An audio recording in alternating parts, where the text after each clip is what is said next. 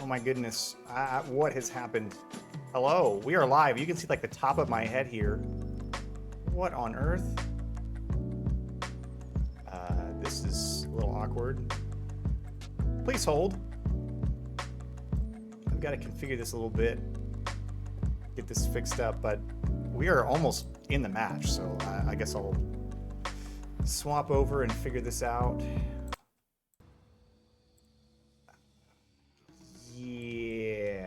Okay, there's that. So you can at least see the game. What's up, guys? My name is Cody. I direct our esports program here at East Central University. We've got Marvel Rivals tonight. We've got a Great American Conference match against Southern Nazarene University, SNU. We see our Tigers are currently 2-0 for this season. We've not lost. We've been straight victories so far. And Southern Naz has 1 victory and 1 bye, so they are just 1 game behind. We're in the banning phase now. I'm going to be trying to work on this camera. We got a new webcam, so that'd be why it's kind of off. And I think I'm going to have to do move. I'm going to have to add a new webcam. Hope everyone's doing good. Oop. Now I take over the entire screen. How did I do that? I don't even know how I did that. I switched it. I rotated it. I don't know how that's possible. Well, we're just going to be up here hanging out. How about that? We'll have to work on this overlay a bit later. Like it's fine. Everything's fine. Everything is just fine. It's all good. You can at least see a bit. It's just me tonight hanging out. We've got Marvel Rivals, so this is a new game for everybody now. We're in week 3 of competition. Just taking a look at what the Tigers banned. We banned a Cloak and Dagger, and then Human Torch. We protected the Jean Grey Phoenix, so that's definitely a pick. And then we also protected Emma, so that's kind of when I was talking to the team. That's roughly what their game plan was try to ban out Cloak a bit, and then see about flexing the pick number 2, 3, and all that. We ban the Winter Soldier. For the second, the opponents ban out Magneto. They protect Doctor Strange. They ban Black Panther, protect Ultron, and then ban Penny. A lot of targeted bans. I can definitely tell SNU did their homework against us, and they wanted to try to ban out a couple different people. So very interesting to see. But overall, I like it. I like it so far. They've left open quite a bit of stuff for us to play with. What's up, Baxi? Hanging out in chat. Let's go Tigers.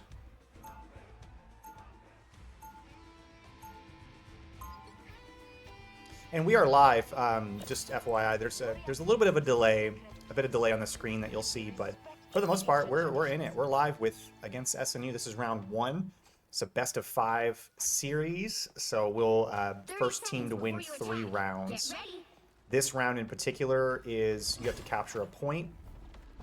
You have to capture 2 points to be able to win this round. So when I refer to a round, that is a whole map.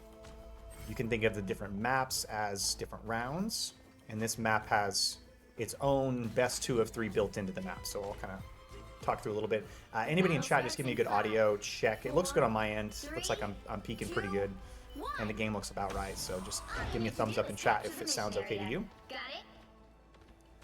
Should I give them until the count of 4 to Audio definitely has been a ongoing work in progress. So got Kowanashi.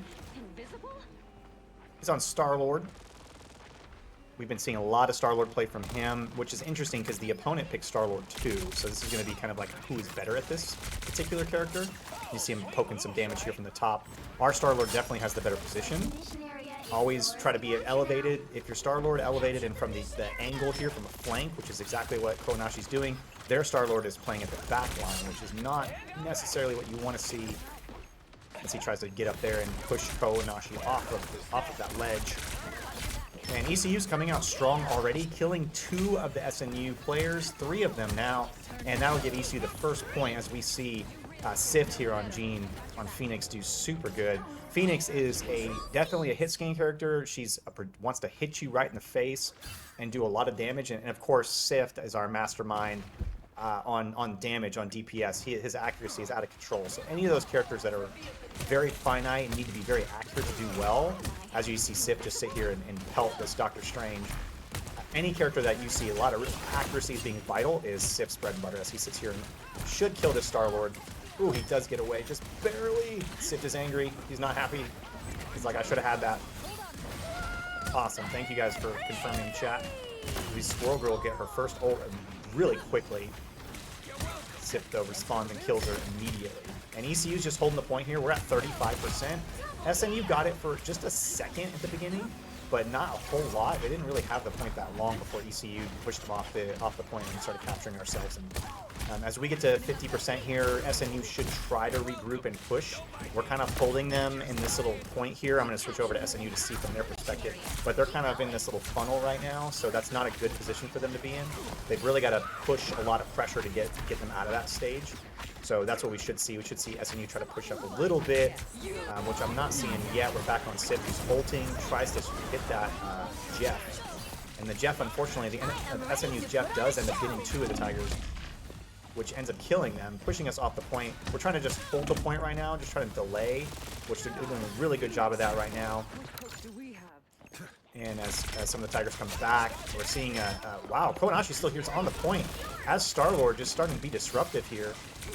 Doing a really good job. Oh, he gets grabbed by the Emma. He does get killed, unfortunately, but man, that was really good. I was very impressed with how long he stayed on that point. He just kind of did some damage. ECU is going to be regrouping after those couple deaths. As we see Sensei Taco, resident Rocket player.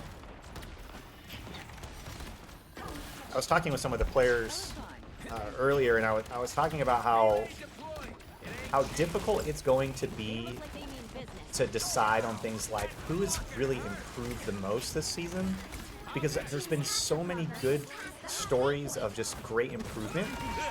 As Rocket drops ult, really good ult in response to their enemy Star-Lord. Enemy Star-Lord did ult, but you can see the Rocket ult just completely negates that, because that Rocket ult is giving a little bit of shield every second, which is great, especially against someone like this Star-Lord, who can do a lot of damage really quickly, but they kind of have to rely on somebody not healing.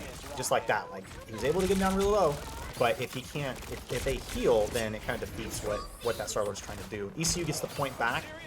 They were a little distracting. I guess this Star-Lord has kind of got tunnel vision. The enemy Star-Lord has tunnel vision on our Star-Lord, which we are using to our advantage, and push them off point again. And this one should give ECU the first point of this map.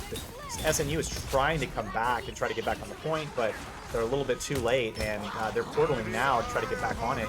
ECU does do a really good support ult with the Invisible Woman. And ECU still sitting on the point, doing a good job. Oh, that Jeff got another really good ult. Got 4 people that time with that ult. So we'll see. Both ECU supports are still alive, backing up, trying to fall back before they get killed. Getting staggered here would not be good, especially with the point being so close. Looks like East Central's trying to portal in. They're going to try to portal right on top of this point. And here it comes. They're going to jump right through Doctor Strange portal, right onto the point. Classic play. Emma does ult too, trying to shield it there. And SNU and ECU are both at 99% of the match. So really, the next team fight that goes well will decide who gets this first point. Koanashi has a huge ult as Star-Lord. They're still alive. There's no healers yet that are back with us, so it's kind of just a battle of who's got the most damage output right now. As ECU and both SNU are stuck on that first point. You can see Rev here on Doctor Strange. He's just battling this Emma, just trying to keep it together.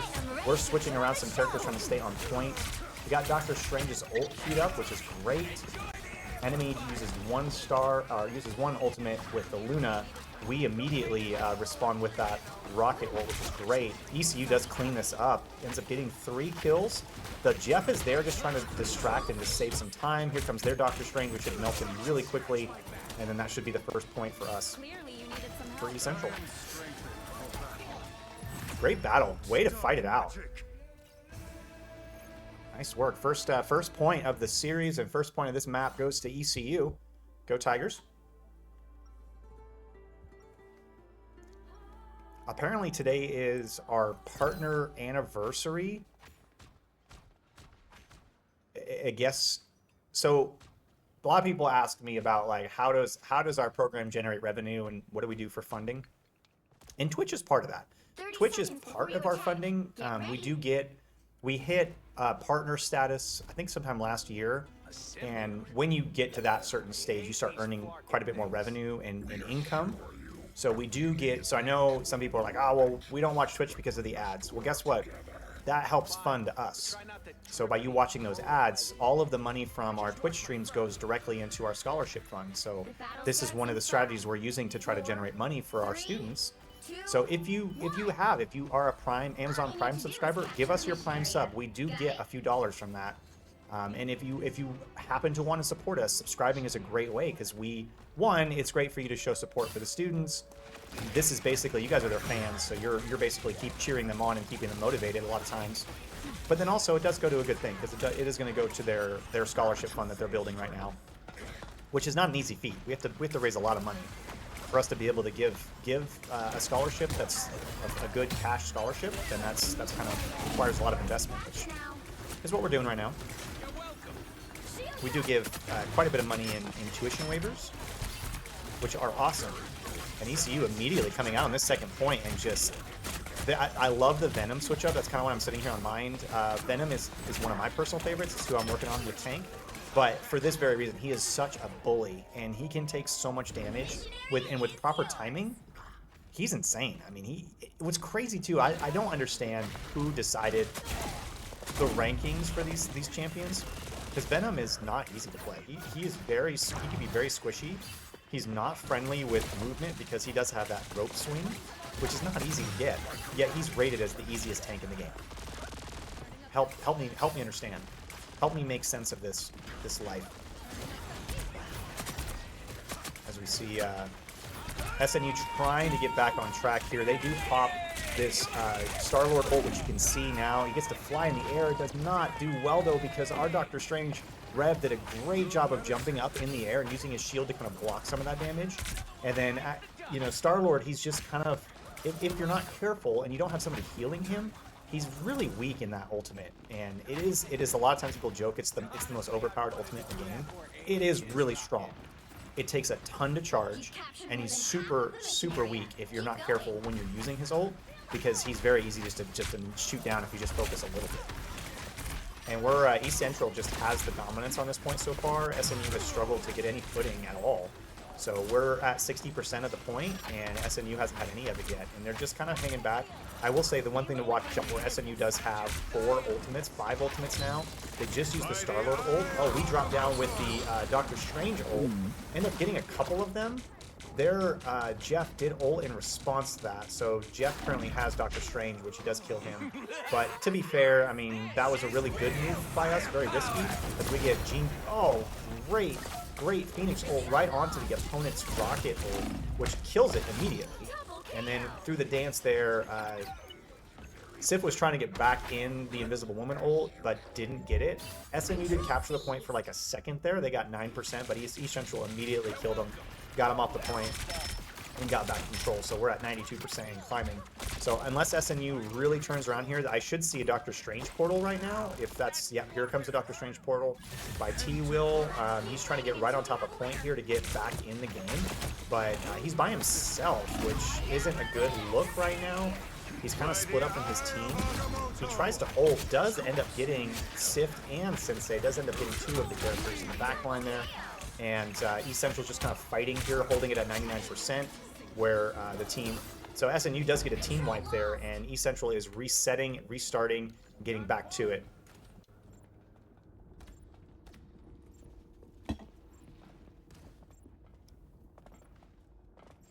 Rankings. So Baxley says rankings are made by people without perspective. And that's very fair. And to be honest, a lot of developers are very guilty of this, and they admit it very openly, is they will be looking at what the top 10% of players do in a game to determine how they balance or change the game. Which, I mean, the games that are very bad about this, League of Legends, Overwatch, both of those games are very big, and the developers very frequently are looking at what the top do, not the rest of the population. And then when you do that, when you only look at what the top 10% of players are doing, you're only baking your game to be a hyper-competitive thing, which isn't always fun. Rivals, they've done an okay job. I mean, I've seen some moves there, and I don't want to steal away as I'm sitting here in this debate, but East Central comes out, kills the opponent team, immediately recaptures control, and then pushes SNU off to finish that first round. So East Central gets the first victory there over SNU. So awesome job. Take a screenshot of that and update, not that. Looking for, I guess maybe, I'm looking for my mind. I guess I lost it. Oh well, I guess I'll just have to get a new one. What can you do? Great job, East Central. Solid work. You know, I will definitely call out SNU's tanks seem to be doing okay.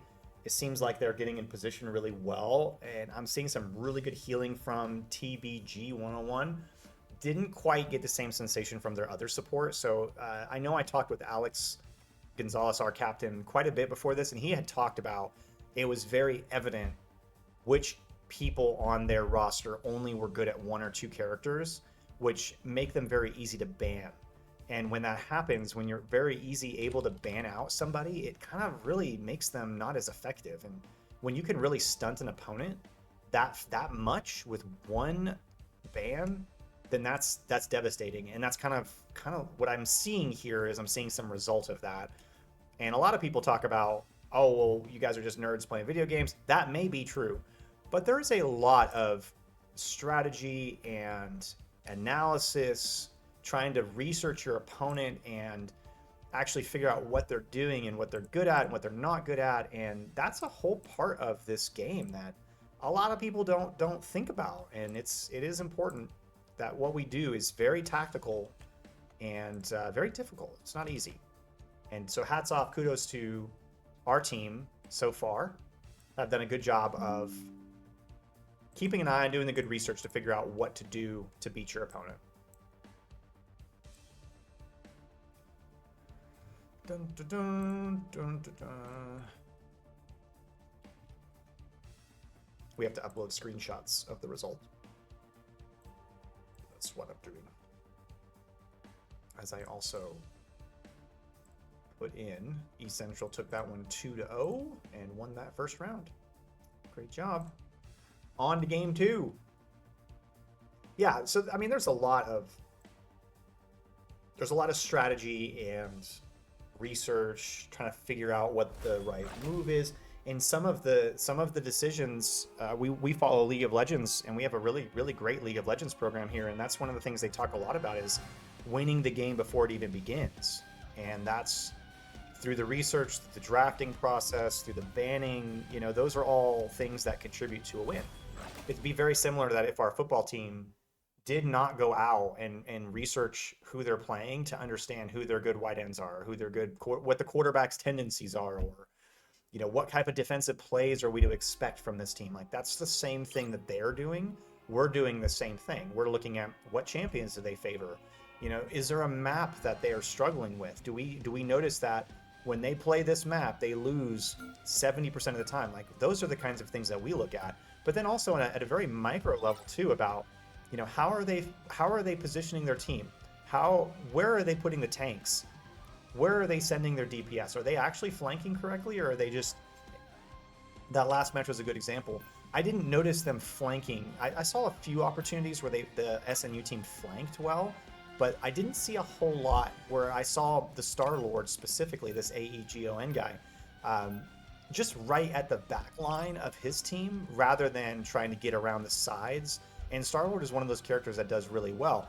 Phoenix is great for just sitting at the back and just pelting. And you can see SNU bans Phoenix with their first ban. This is called a trauma ban, okay? This is a ban that, because it did well, SNU is now banning it. That's not good, because that leaves it open for something else. It leaves us open to ban something else. And it also restricts them, because we saw them playing Phoenix too. And Sift, he is good at several characters. We see us ban the Cloak and Dagger. That's a planned ban for us. We see us protect the Penny, which I can tell you is Aiden. Aiden wants to play Penny in this situation. So we're protecting something that one of our players does very well. Another trauma ban from SNU. They ban Rocket. Sensei Taco has been doing great at Rocket. That's like his bread and butter right now. But he's also been practicing Invisible Woman. So we're going to probably see Invisible Woman be picked by Sensei instead of Rocket, just because that's kind of his backup. So there's an expression in this type of games when you're dealing with banning characters, and when you're dealing with having to flex, you can't always pick the character you want. We call it having deep pockets, and you have to have deep pockets when it comes to characters that you play and characters you play well. I get asked a lot by high school students, well, how many characters should I know how to play? And my answer is always at least 2 in each of the categories you should be very comfortable with. But at least 4 to 6 in the one that you specialize in. So you should have 2 tanks, 2 DPS, and 2 supports that you play well, that you understand and can play. But if you're a DPS main, so say I'm Sift, I need 4 to 6 that I'm proficient with, because of this exact situation where there's going to be multiple rounds where you're either going to get banned or the scenario doesn't call for it. And that happens a lot. And so this time, we actually end up saving Penny and the Black Panther, which last round SNU banned Penny and Black Panther. So now we're basically forcing it to where we can play those 2 characters. They protect Emma and Star-Lord on SNU side, which are characters that we also are good at. They ban Rocket and Hulk, which are very interesting. But again, deep pockets. You have to be able to flex and pick around, and that again, so we see Sensei go Invisible Woman. We see Echo is going to go Luna. That's his typical play. We see Mind on Penny. Sift is pulling out Hela. Again, another Hela was before Phoenix, and Hela was always the one who was the most pinpoint accuracy. She's throwing these needles, and she does a ton of damage, but it's really difficult to hit. Perfect character for Sift to play. And even Koanashi is playing Black Panther, which is another dive flanking character. So you're kind of seeing some trending here with the type of character they're wanting to play, but they're able to flex into different characters that accomplish that same goal. So my guys are kind of demonstrating what I'm talking about with this, having a deep pocket within the role that you play. So very, very important. Very importante. What's going on in chat tonight? Seen Baxi a little bit. Derek chatted in a little bit. Pirate, saw you too. What's good tonight? Who are we wanting to watch? Let me know who you want to watch, and I'll focus on that person. You have to stop them from securing the Now this one is attack and defense, so each team will have the opportunity to try to capture a point and then push a cart across the map. So E-Central's on defense first, so we're going to try to hold them here. This is the choke point. We're trying to keep them in this little area. Right now we're just doing some damage. We're following Sith right now, so yeah, definitely Definitely let me know if y'all want to watch someone in specific. I see a Loki is a new pick that I'm seeing on the opponent. Sif definitely goes down to the Star-Lord. Penny is sitting here putting a minefield right in the middle of this point, so you can see him kind of nervously not jumping on that point that fast just because of how much damage those mines can do. They do end up killing some of it, but then he immediately puts back some more mines there to be, one, to be annoying, but also it does heal Penny. Penny gets a little bit of health by being in that. Essential does not do well in that initial team fight. Ends up getting killed. Sift is making his way back. Sees the Moon Knight there on the left. Does end up 3-tapping the Moon Knight. So right now, Essential's on the point a little bit. We're kind of trying to get back and just stagger, but right now SNU is still on the point. They are capturing it now. So ECU just needs to regroup. Batsy's in chat saying, I think you should learn your favorite. Then when he gets countered, no point in swapping if they both have the same counter. 3 main roll likely. Yep. You see Sift over here switching to one of my favorites, which is Iron Man. And he switched to Iron Man mainly for the Loki. Now he's doing some splash damage, so you see him actually, he's going to try to just do damage to those clones, to keep those clones under control. And then you'll see him actually use his beam quite a bit to try to, and the enemies switch to Iron Man as well, which is kind of an interesting play. You see that a lot, especially with Iron Man in particular. Iron Man is one where you see a lot of people, they counter Iron Man by picking Iron Man. Which, I mean, it is what it is. It's like, but when you have our Iron Man, which he could ult here and kill this Lunastorm if he really wanted to. I don't know, he's just saving his ult right now, but yeah, it's one of those things. I'm not a fan of countering somebody by being that thing, but I see it a lot with Iron Man. As we see Sif just absolutely go crazy. He's like, I don't even want to talk about it, just like, let me kill these people. It's almost like he was not happy with how his performance with Hello Whip. So he's like, I gotta swap to do something different here. As he just melts the Star-Lord. I think the destructible environments in this is definitely something that I like, that it adds quite a bit of value. It's neat, but also very annoying. You see their enemy Iron Man there is going around town. He's probably trying to set up an ult here. As he does have his ult, so we're on TVG right now. He's keeping an eye on our Star-Lord, which he does end up killing our Star-Lord.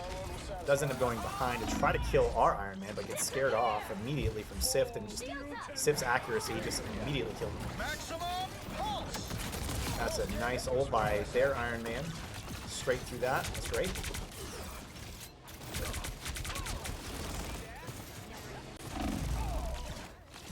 Sift goes down.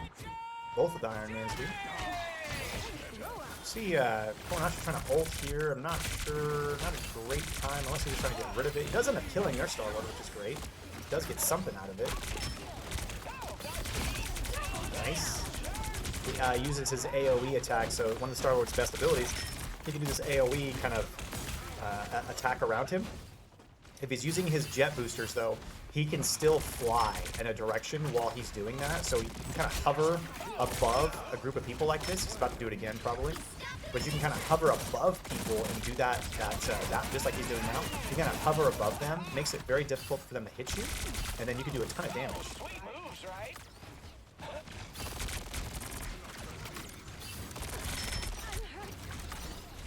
ECU's doing a great job right now holding this point. This is a shot clock management game where you have to make sure to, one, keep them off the point, but also watch that clock, because in the end, a lot of times it comes down to who has more time to have more team fights. Konashi comes again above top. He's still doing that same maneuver, working really well, so keep doing it. As he dives in, he does end up dying, but he's doing a really good job of trying to keep that momentum. Doing a ton of damage.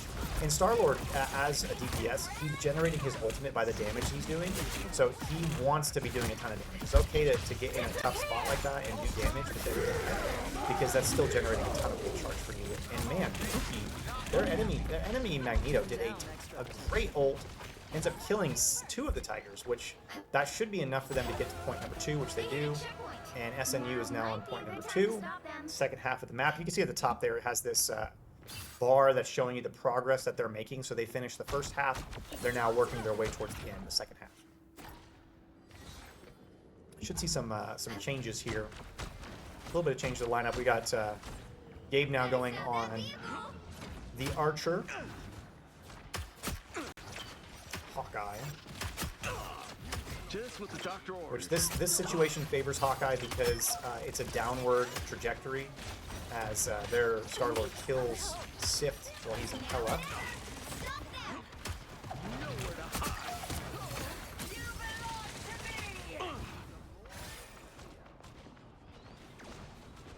Just keeping an eye on things, trying to. Yep, there's that. He knew that was coming. You could tell. He's like, I could feel that he's gonna try to ult here. He can land a good hit. Does not able to execute. Here comes the Ultron ult. Needed that boost. You can tell Gabe giving him a good shot there. Needed that. Thanks. ECU struggling here. SNU taking advantage of it, pushing all the way to the end, ends up capping the last point. So SNU takes it. They've got 1 minute left on the clock. They did capture all 3 points, which means E Central has to match them. So now it's our turn. We'll be on offense. SNU will be on defense. Baxi says, I love Iron Man. Him and Punisher are my favorites. Agreed. Iron Man is definitely one of my favorites. Punisher, not so much.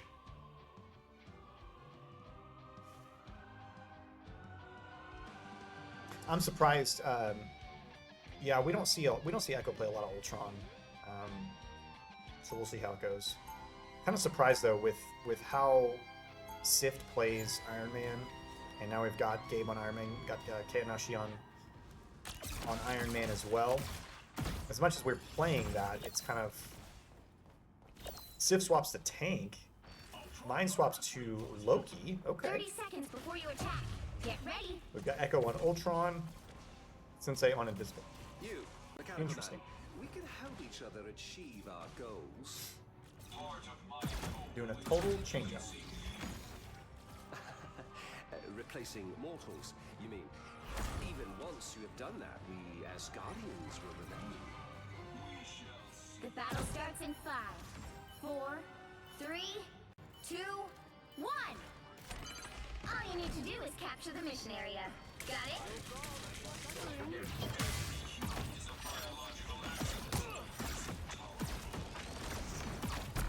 Now we're right here with Rev. Rev is playing Magneto, playing one of the tanks. So he just tries to put pressure here, push up the front. He's side by side with Sift, who's playing Emma.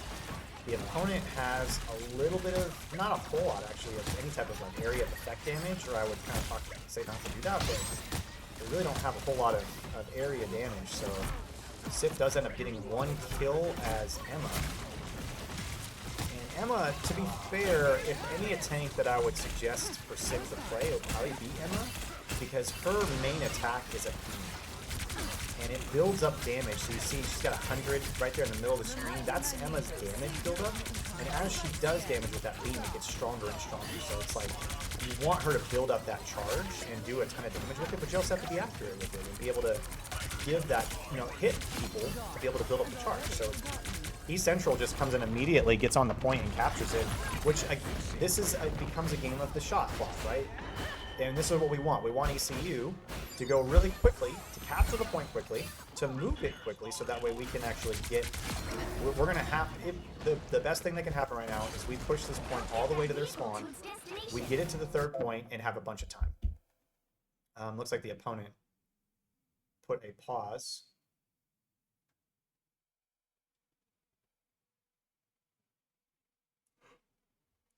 I'm not sure what the issue is, but... Opponent put in a technical pause.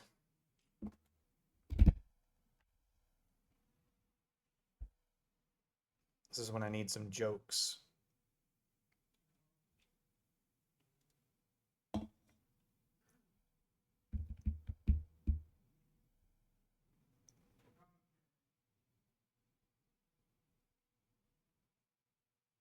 kind of just looking around, waiting.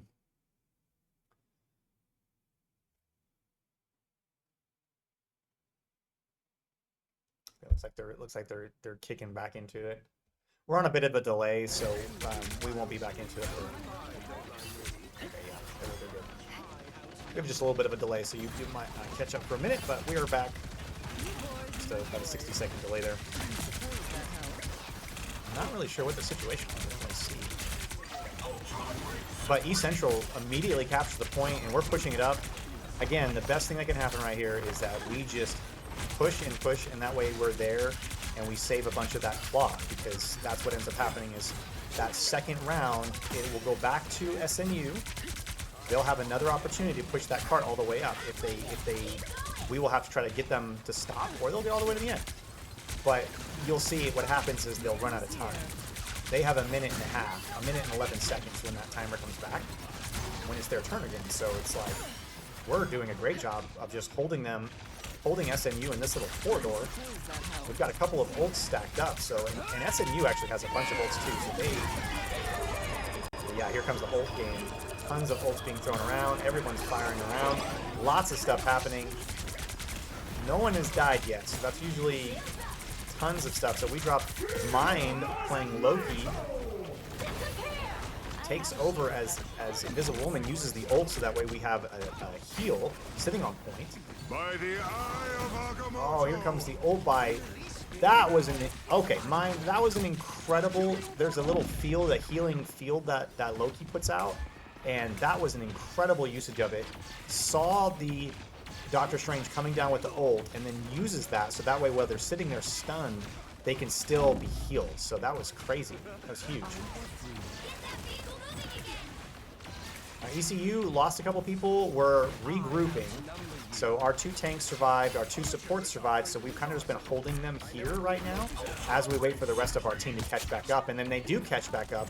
Kawanashi immediately, as Iron Man gets 2 kills flying up there. He's chasing down a 3rd right now. There's the 3rd, there's the 4th, and the 5th. Almost the entire SNU team is down. That was just a little bit of a hitch there for a few seconds, but huge.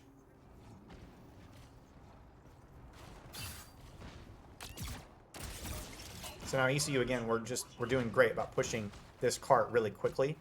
Again, the best thing we can do is just not let it stop, and SNU knows that. So SNU is going to have to come out here very quickly and try to do some damage. We have 2 ults. We have an Iron Man ult on our side and a Punisher ult on their side, both of which can turn the tide very quickly in any engagement. We have a couple of ults popping back up. We've got our Magneto ult is ready. They have an Invisible Woman ult, so it's like we're kind of starting to build up some stack here on both sides. There's the Punisher ult. Tries to take out the Iron Man, but does not. Kind of whiffed that. He does end up killing the Ultron, but that was all that he wrote with that ult. So our Iron Man is trying to sneak around to see about doing some damage. Can he actually get behind and do a bunch of damage here? If he can hold the back line of the SNU team, that could be huge. But if anything, what he's doing is he's turning them around. So that is actually a really good distraction technique. He can't go over that ledge, so he's going to have to fly down and around here. So watching some of this Iron Man. Oh, and he definitely. I was gonna say that was not the right turn. Go the other way. Definitely had to go the other way. ECU catches back up.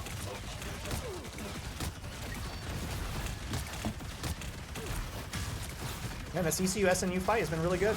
Southern Nazarene's been fun to play.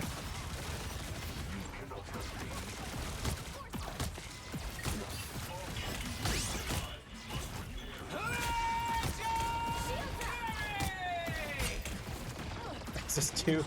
That's crazy. ECU is just trying really hard to just do some damage. We do end up killing one of them. Their Magneto does end up killing our Ultron. ECU is doing so good about the ultimate management. So is SNU, though. Both teams are doing really good about managing the ultimate charges and using them correctly in the right stagger. Both are doing so good about that. Looks like a little bit of a misfire on the Invisible Woman ult. Didn't quite get the whole location there. We see the Doctor Strange come in and drop a huge ult, but doesn't end up able to convert anything on it. SNU's doing a good job here of just putting a ton of pressure on to see what Essential can do. Their Punisher does end up killing our Iron Man. He's up in turret form up there at the top.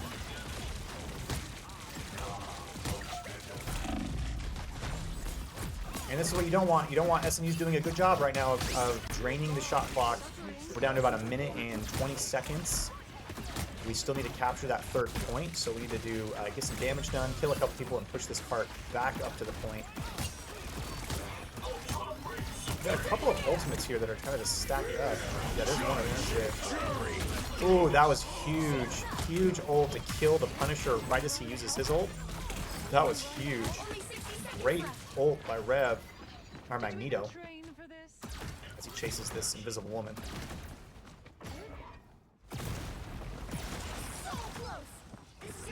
And Essential's pushing this cart now, so we've got to really focus on getting this cart all the way to the end.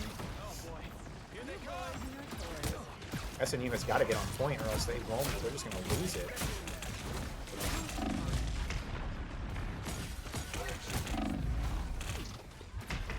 And Rev is taking so much damage. The ult from the Invisible Woman is just a little bit late.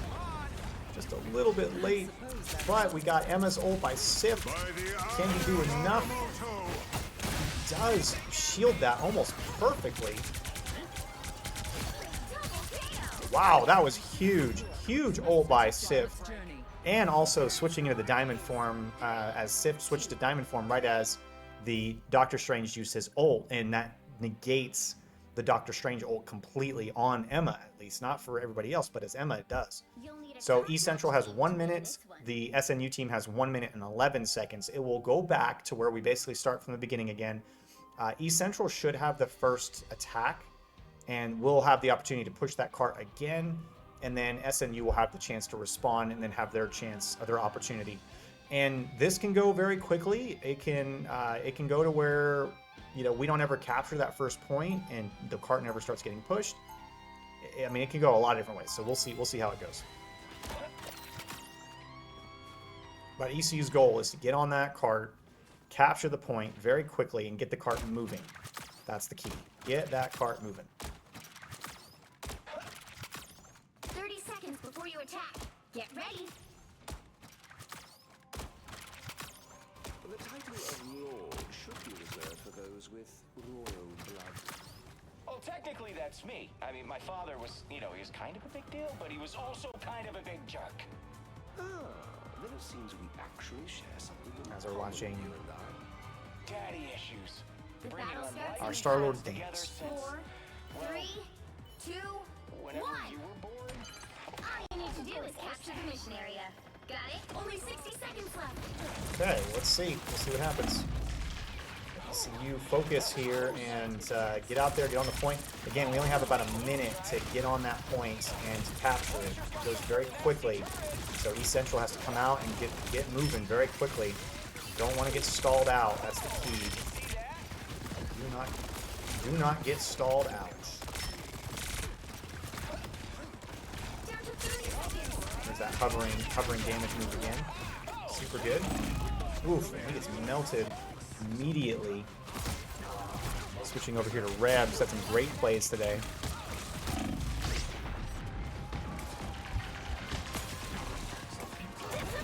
Gotta do something here. They got 10 seconds left.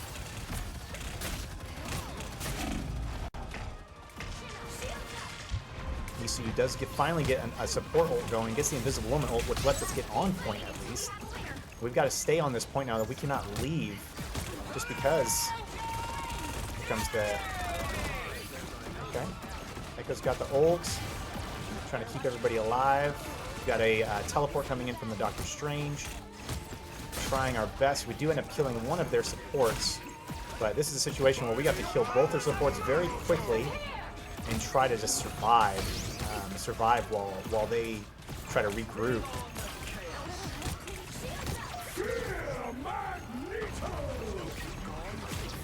Judge, jury, Oh, that was a huge ult by Rev. Ends up killing both the Loki and the Punisher, which should let us clean this up and get the point.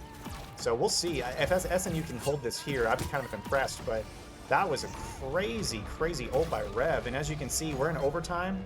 We'll be in overtime constantly until this is over, which is why it becomes so difficult, is we cannot leave the point. If we leave the point for even a second, we lose. Or we don't really lose, it passes back over to SMU. As you can see though, East Central did end up capturing the point. That puts us at 4 points to their 3. We're trying to push this cart as much as we can.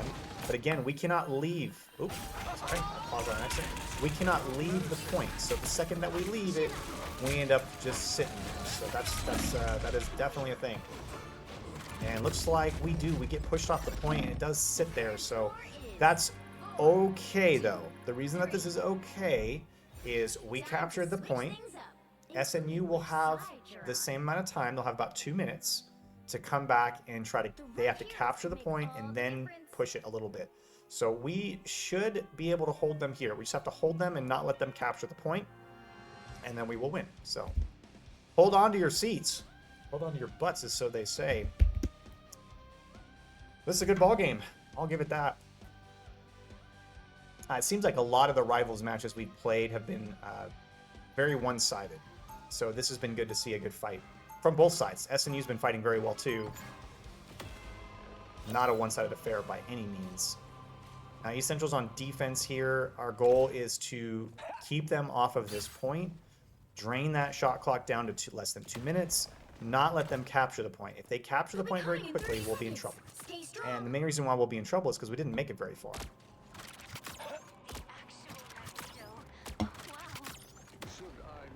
What are some things to watch here? Watch for East Central to try to put up a lot of pressure on the front. You see Kaonashi's here on Star-Lord again. He is up, trying to get a vantage point to be above the opponent and doing that to try to keep them, keep that pressure. A lot of times, a flanking character, they're just as valuable getting someone to turn around and look another direction than they are doing a ton of damage. And Star-Lord is definitely a good example of that. Not always trying to just nuke people, but a lot of times just being a distracting force, being annoying in the back end is just as effective as doing it. Because if they're not looking correctly, as we do, Rev ends up killing their Punisher very early on. Not a good situation, because they're relying on that Punisher to do damage, as we also end up killing their Star-Lord, so both of their damage characters go down very early, which now lets us just, one, it lets us farm. The farming the ult, that's what they're doing right now. You're like, okay, well, why are they pushing so much? Well, right now, they're trying to get farming their ultimates, and again, with you know, Star-Lord being that, he needs to do damage to gather charge. That's part of the way that he works. Oof, as we get caught a little bit. Traded ults with the Invisible Woman. We actually see Ultron pop their ult. The entire enemy team, SMU, is kind of all gathered in this corner here. Sif ends up taking out their Star-Lord. Our Star-Lord is doing a ton of damage, but ends up getting killed by their Punisher in a terrible, terrible spot. So now East Central's kind of a little bit on the back foot, but so is SNU, as both teams are just trying to gather some footing here. Rev is doing an awesome job of staying alive. Mind ends up taking out their Punishers. This has been a battle, back and forth brawl, which is what we wanted. Why do we want that? It wastes time. SNU has 20 seconds to get on this point. If they don't get on this point in 20 seconds, they will lose this second round, so they have got to get to it. You see SNU starting to portal here. They're trying their best to get through the situation. Oh, Rev throws the ult through the portal. I'm so surprised that did not do more than it did, because that was incredible. That was so cool. Dang, had that killed the Punisher, this would have been a different story, but it just did not. SNU does end up getting a team wipe here on us. We need a portal really quickly, so someone's got to get in and portal on that point. SNU is currently capturing it, so we have got to get on that point very quickly. ECU does end up portaling onto the point. We are there, so we're on the point right now, fighting again, which is huge. I don't know how we got that portal set up that quickly, but we did. ECU's kind of dancing between that portal, which is great. Portal might close. No, it does not. Good effort by East Central. Didn't quite pan out the way that they wanted to, but it was a good shot. Trying to get that portal done.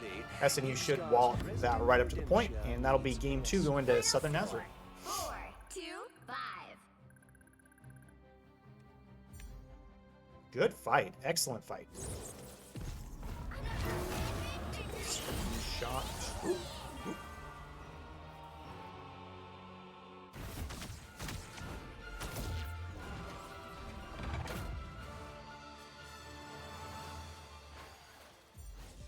There we go. Round 2 goes to SNU.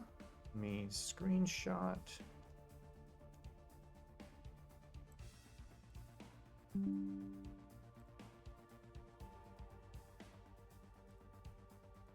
I'm gonna go to a quick intermission after this just to get up and stretch. So I'll put it on a brief intermission. We'll be back in just a couple minutes, maybe 5?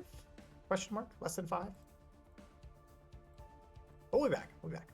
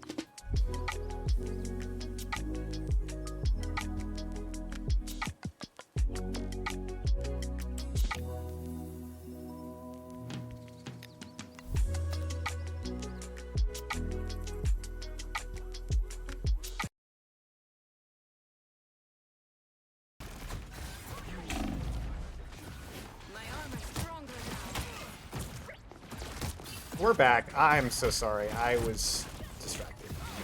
I apologize, but we're back. We're back, and we're on the second match, or third round here. As you can see, SNU took game number 2. ECU took game number 1, so we're back at it. Just looking at the lineup here, looks very similar. We did somehow let in Hulk. Hulk is a new addition, and we actually have a sub put in here. You see Blue Blood is in. We see that the Human Torch got through, so Hydro is playing Human Torch. But pretty similar stuff. Just looking at the bans, East Central banned out. Again, Cloak, we protected Hulk. We banned out Doctor Strange. We protected Iron Man and banned Emma. Opponents, SNU bans Rocket. They protect Magneto. They ban the Black Panther. They protect the Punisher and ban the Phoenix. East Central is on... we're on defense this first round. Defense for us this first time, as SNU does get a team kill almost. Looks like Sensei is getting away as Invisible Woman. This one's very similar to the last round, where the opponents have offense, we're on defense, then we'll swap. SNU takes their first point. This game mode, you start with the cart, and you push it through 3 points. 1, 2, and 3. The last round, we had to capture the cart and then push it through. Now, we left it the Human Torch, which, again, I've seen us ban that a lot, mainly because I think one of their players is really good at Human Torch. We let it through this time. I'm not really certain why. That one hurts. I'm barely home. But we'll see what happens.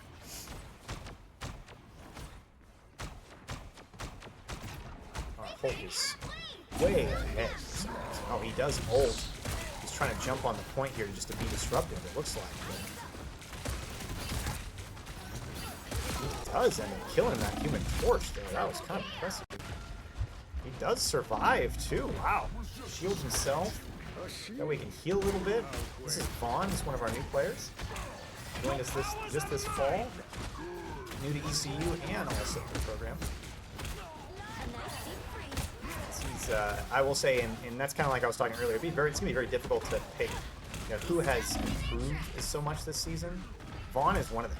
The dude is in here grinding every day. I mean, we're talking 4 to 6 hours he's practicing. And it's kind of neat to see, because I think he's one of those people that probably kind of check themselves out a little bit. But then as soon as they realize, okay, yeah, I can do this, he has put in a ton of work to get better throughout the season. So he definitely, and this Hulk gameplay is part of that. Hulk is who he's really done a lot of work on. He's played a lot of Hulk lately, but it's because of this. Like, Hulk is so good. And the fact that he's gotten so good at the jumping part of Hulk is what's so impressive about it. As he sits here and just punishes this Punisher, which Punisher is typically very good at killing a tank like that, except Hulk has this a shield. He has a shield that's so good. Basically, it makes him invulnerable for a few seconds, but the bad part is if he takes damage while in his shield, it helps generate some of his ultimate charge. So that Punisher engagement, he now has his ult again as Hulk, and Hulk's ult is one that does take some time to generate. So the fact that he has it that quickly is great. We're holding SNU at this point. Same situation as last round. It's a shot clock situation. We should see Hulk try to ult here, I'd imagine. Yeah, there he goes. He tries to kill this Punisher. He really wants to kill the Punisher, and he does. Sees the Loki. Trying to chase down this Loki if he can. Not quite. Doesn't quite get it. He's in a tough spot, too. He's low. Yeah, he probably just dies here. Yep, he does. Root ults.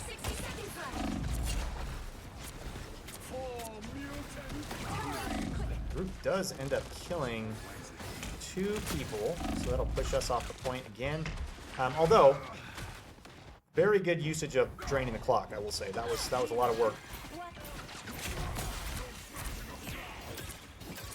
Central's pushed off that point. SNU will start to move that cart again, trying to get it back to that 3rd point. We're watching Echo Hero Luna.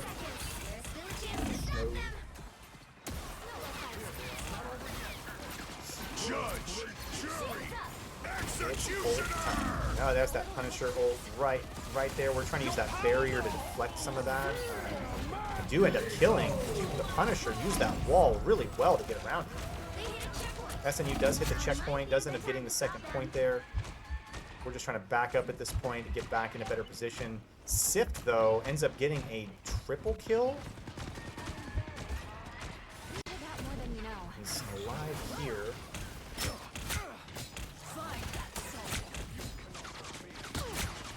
So this little critical point is where SNU needs to get through very quickly. This little theater entrance type situation is very, very easy to get caught here and stuck. So this is where SNU will definitely want to not get stuck. Just a Sift here, doing some damage, killing the Punisher. There's that accuracy.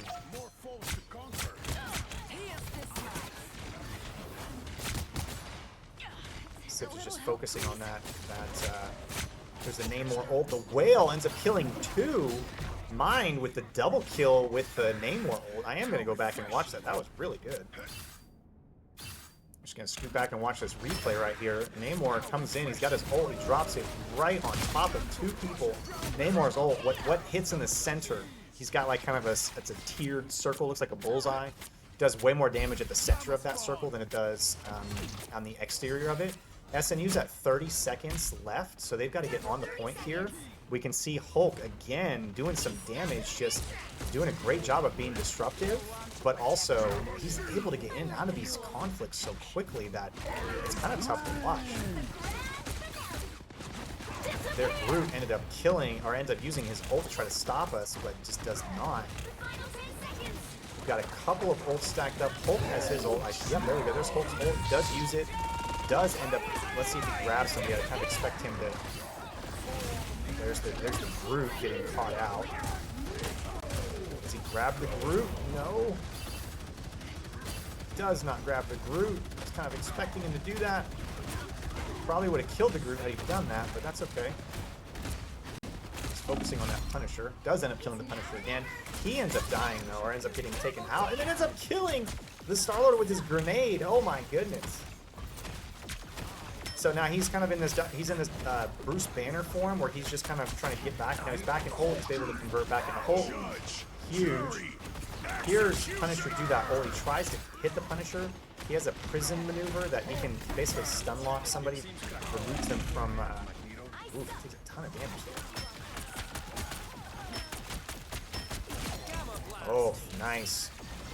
That Hulk, when Hulk is in Bruce Banner form, he can do a ton of damage if he's, and yeah, he gets his, that's his second time Hulk has survived in Bruce Banner form, gotten back, gets a kill while in Banner form. Huge. Love to see it, and then East Central does keep them off the point. Back to that last match though. Last match SNU was able to get the point all the way to the end. So now East Central just has to push it beyond where they got to win this match. So solid work. And let's hear it for Vaughn for Pla on Hulk. Super good work. Now, if history proves us, we will probably see Hulk banned next round. Why would that be? Because they're being traumatized. When the opponents get traumatized, they make the ban.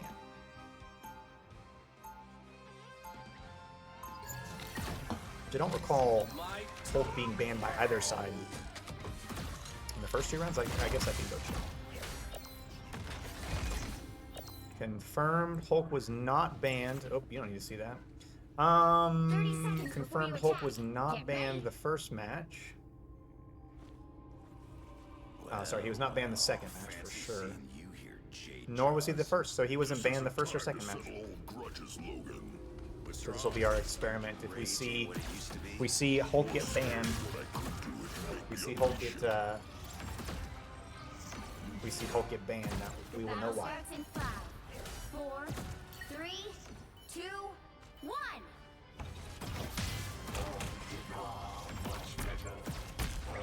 As you see, we've got the cart now. We're pushing it along. This is one where we start with the cart. This one's driven by the one, the only Herbie.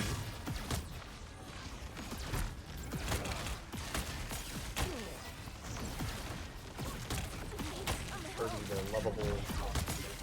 And that's one of the things about this combat, I think, is why it's so devastating from our perspective. They're using the Groot. Groot is really tough because of the walls, but then the Magneto Hulk combo is also devastating because they both have a shield. Magneto's shield, he can use one on himself, he can put one on somebody else.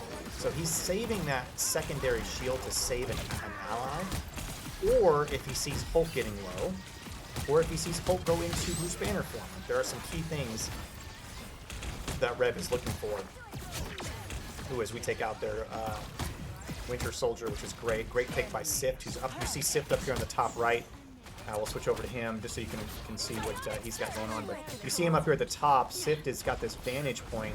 I was talking about that earlier, and just in shooting games in particular, having a vantage point is very important if you're a DPS character, if you're a sniper, or any of that. And you can see Sift is able to shoot beyond all of the tanks. He's able to get over them, so that kind of takes him out of the equation.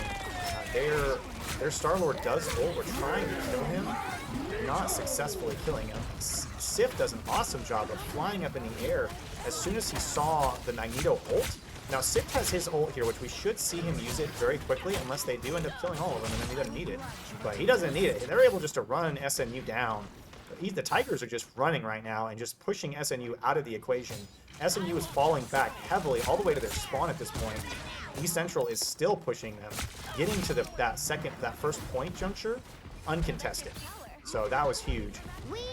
You see ECU actually getting that point. They are contested now, right at basically a meter, less than 2 meters to go to get that point. You can kind of see the yellow there where they need to be. Sif now ults, which is huge because he's ulting right on top of the opponent, giving him perfect advantage of everybody. Gets a double kill, ends up dropping down after killing 2, which is great. Able to clean the rest of this up? That's the question mark right now. They do, and East Central ends up doing a team, almost a complete team wipe there. You know, and that's the thing. I was talking about that earlier. ECU is doing a great job of holding on to ults and only leveraging when necessary.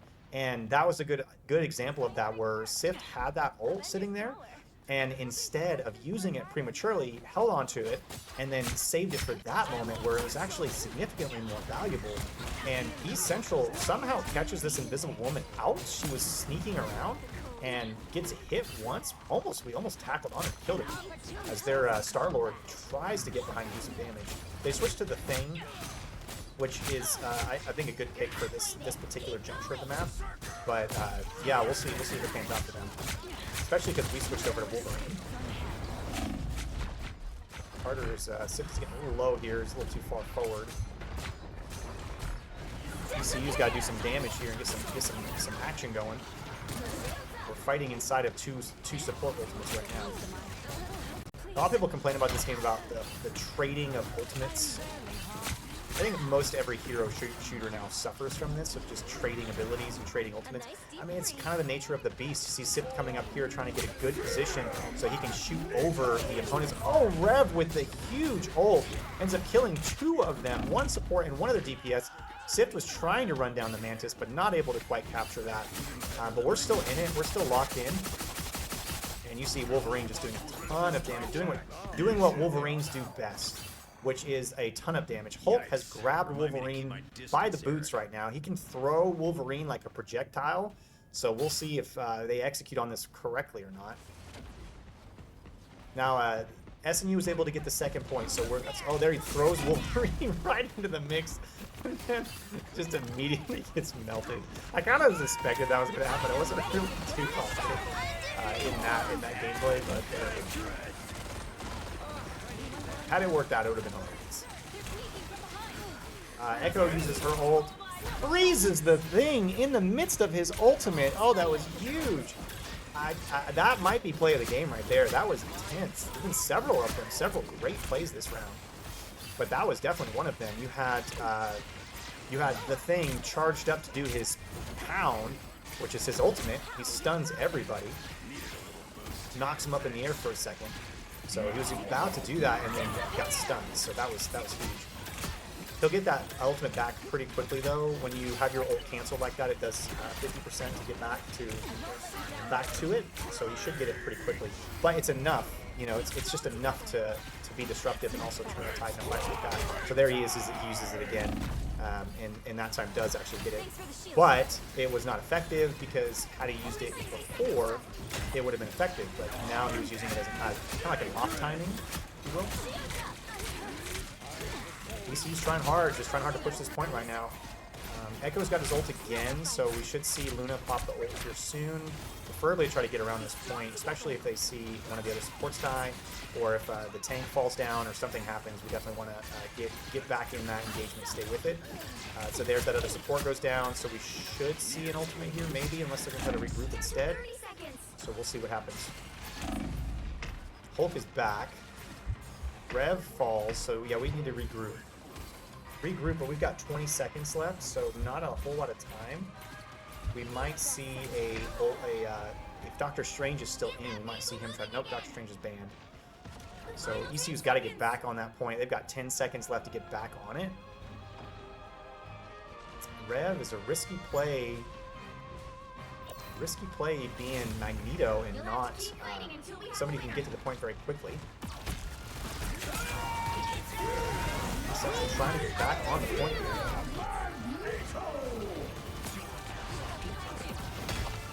So since they go down, Invisible Woman, so it's just currently Venom and Magneto and Echo on the point. They both get pulled off. Oh, great move by the Winter Soldier to pull both of the tanks off of that point. So that is tough to see, but East Central will lose that second round. Final score 1-2. SNU takes the second round. Get the scores updated.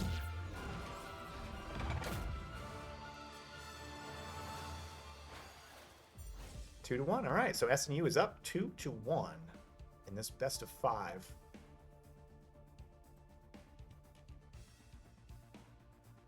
I'm being nice too by doing this whole screenshot shenanigans and updating scores. Better get a big thank you from Sir Alex later. Save. Yeah, that was tough. That was a tough match. Definitely ECU should have done much better than they did that round for sure. But that's all the way it goes. That's the way she goes. Okay, well, on to game 3. Or game 4, sorry, we're on to game 4. Looking at the stats, though, I mean, their Invisible Woman, I don't know, it's, again, I really strongly believe ECU should have won that.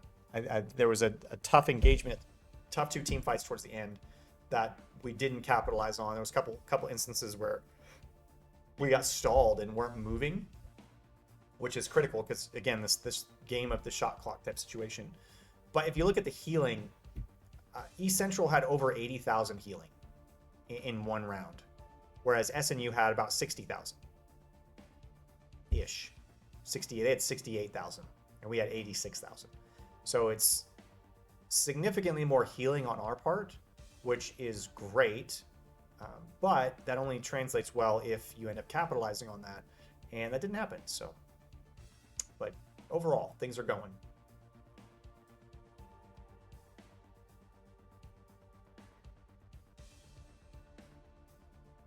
They're debating. You can see they're debating and debacling. So I'll put us on a little bit of music. I'm not gonna go to full intermission. I'll just put on some music so there's some noise in the background.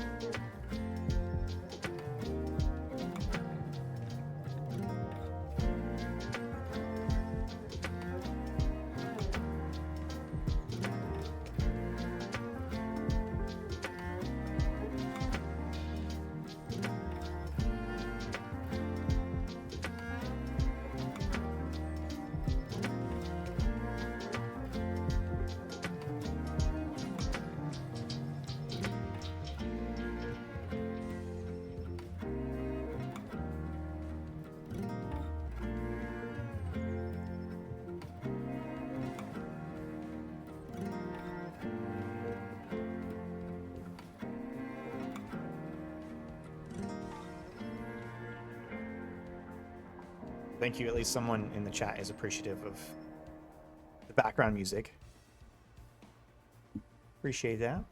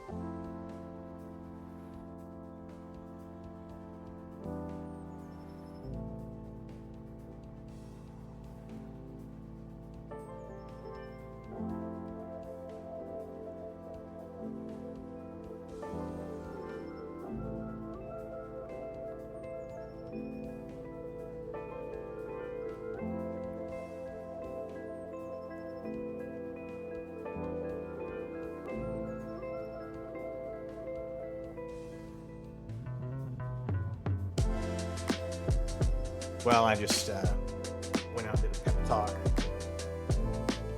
Told them to get up and stretch. That's one of my big things. Is, you know, if you play any competitive games, don't let yourself ever sit there for more than 2 rounds. If you're playing any type of competitive game and you're playing multiple rounds in a row, don't ever play more than 2 without getting up and moving. It's really, really easy to get locked in and to be so hyper-focused on your game that you actually start neglecting your physical needs. And it's really common. And so one of the things you'll see is people will sit there in their chair for hours playing just round after round after round after round after round.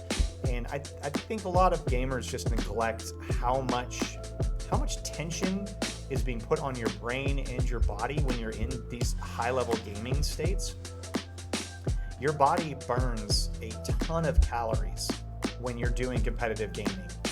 Whenever you're engaged in an activity where your brain is on overdrive, you're burning a bunch of calories. There was a famous study done about chess players, and the question was brought up about. It's like the question was, why are chess players so thin. And the person that was asking it was like an athletics person, and they were like, well, it doesn't make any sense. They're not.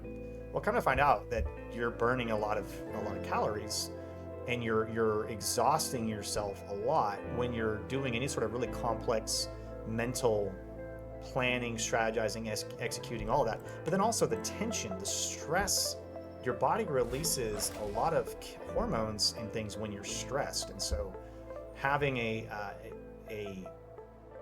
lengthy period of, well, we in sports psychology, what I'm studying, there's a concept of arousal, which if you think about you being asleep, that's like no arousal. You're like unconscious.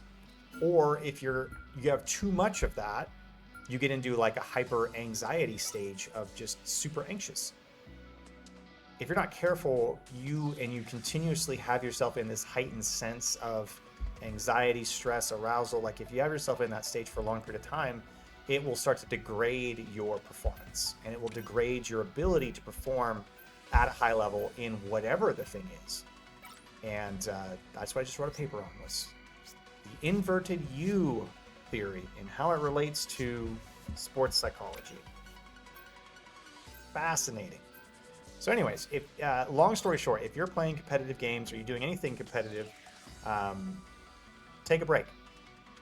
Every few rounds, every instance where you're sitting for more than 20 or 30 minutes, take a stretch. Get up, stand, stretch, move around for a few moments. Let the blood circulate throughout your whole body, and let your mind and heart have a reset time where they're getting back to what you have a normal, I guess, a normal operating condition. Your body will have what's called a resting state or a neutral state, where you're not stressed, but you're not, falling asleep. It's getting back to that neutral state. And so if you're playing anything competitive, anything where you're stressing, take a break. Every 2 to 3 rounds, every 30 minutes to an hour, stand up, stretch, take a break, reset yourself, so that way you can sit back down and get right back to your best performance. So there you go. There's some pro tips from Coach Cody today. How about that? All right, what do we got going on? We are in the banning phase for this match. That is a weird concept. I am not quite sold on yet. Someone came to me, it was today, and they said, well, you're the expert. You tell us. And I was like, I kind of just like, I did one of these. I was like, I don't know about that. But I guess when it comes to gaming, I have been gaming since I was 5 years old. I have seen people destroy their lives over gaming. I've seen people become wildly successful at it. I've myself been in really negative places with gaming. I've been in really great places with it. So, I've seen so much of it that I don't know. If I were to ask myself for advice on something, I don't know who I would go to on a lot of things. So I guess, and that's what they had said. Well, they said, well, then who would you go to? And I said, well, honestly, I don't really know. And they said, well, that's why you're the expert. Because if you don't know who to go to, and you have probably the best answer, then that makes you the expert. If you are probably the one with the best answer, that makes you an expert. Crazy.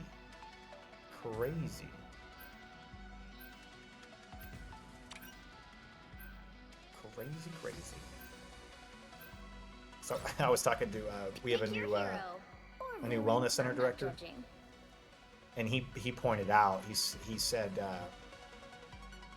he goes, wow, it looks like you relate. You're really, what he said was, you're really tight with your group.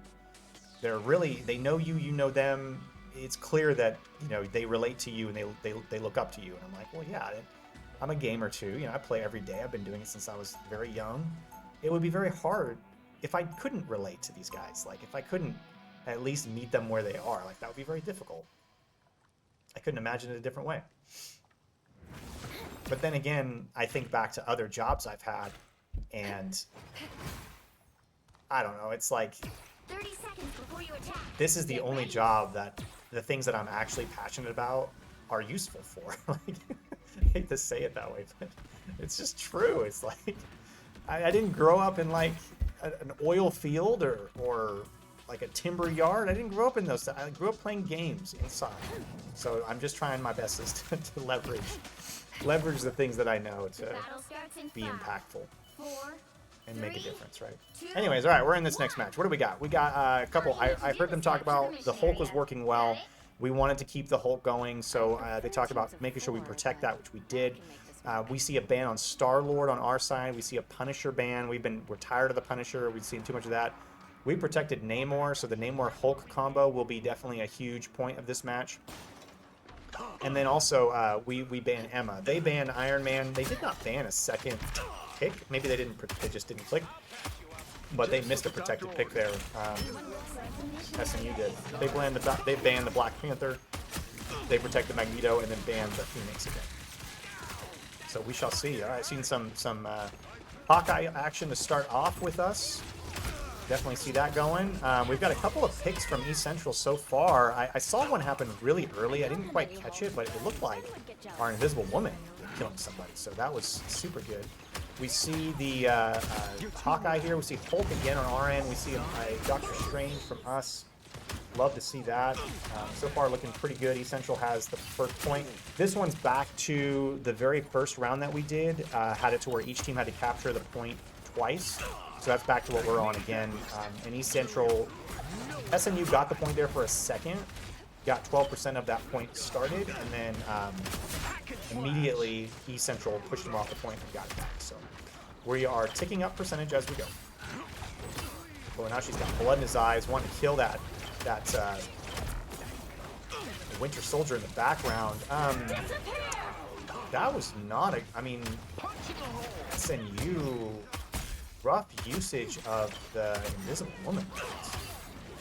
Used it way back there to basically survive a team fight. ECU puts the amplifier on the point, which should be very useful in helping us, one, regain control of that if we didn't even lose control of it, but if anything, helped us kind of keep control of it. They've got a magic now. I saw them just a little bit. They were using, what's the name? Oh man, there's the magic coming in.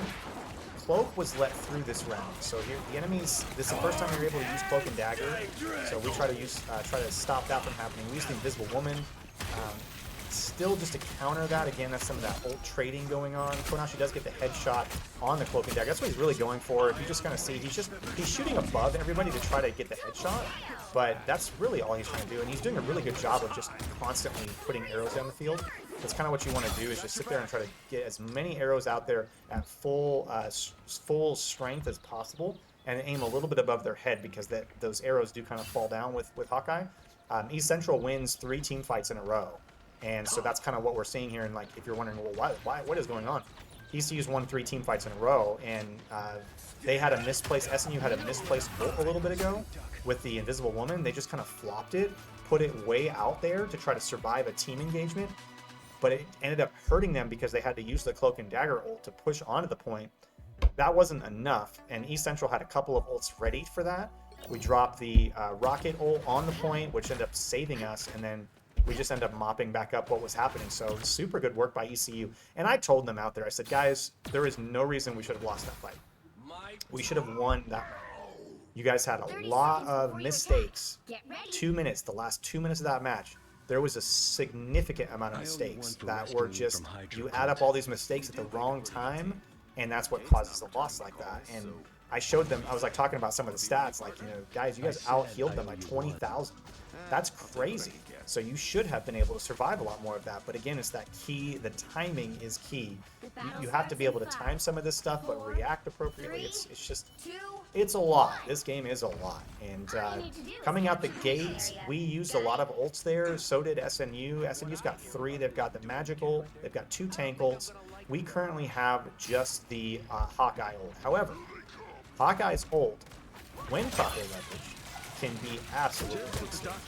So we'll see if oh, and look at that, I'm gonna have to have a talk with Konashi after this, to be honest. He's got one particular thing he's doing that is costing him a lot, Looks like the mission area is yours to capture and now. it's something I learned from Sift, actually.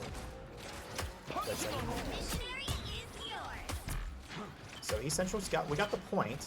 We have a team fight baked out here that's happening that we're kind of scrapping with a little bit. We're trying to get a pick on one of these supports. That's what we want, but it's just not quite working out yet. We got Spider-Man at the back here. Oof. So close. And huge ult by Sensei Taco. Rocket. Huge.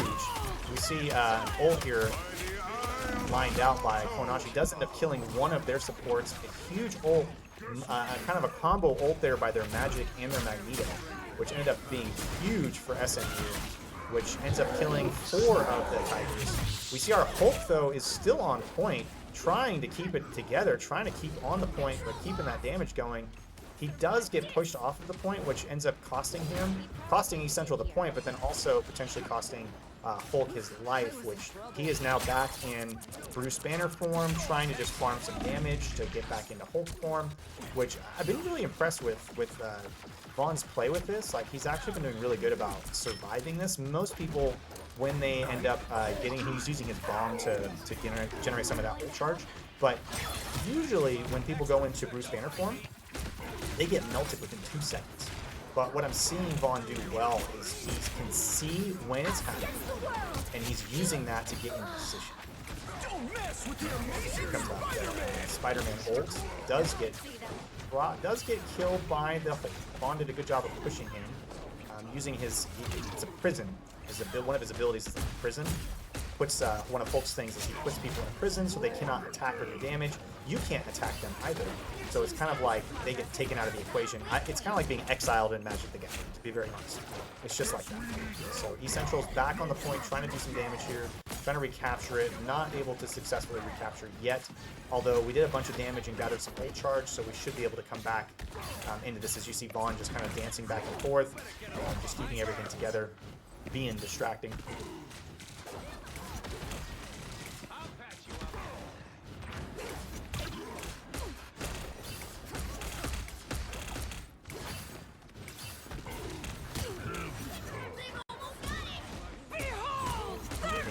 Child again. Child is rough. Now Rocket had a really good ult there on point to try to stop some of that, to mitigate some of that damage. Wasn't quite enough. We see Sith going into the Hella ult. We'll see if that can convert on some targets here. See if he can actually get a couple of kills. If he could get a kill or 2, that would be huge. He does end up killing the Invisible Woman. So now the second step is, can he convince? Can't even talk to him. I'm done. Can he convert? That's what I meant to say. Can he convert? This Spider-Man, though, is proving to be an issue. You gotta do something to take care of that Spider-Man.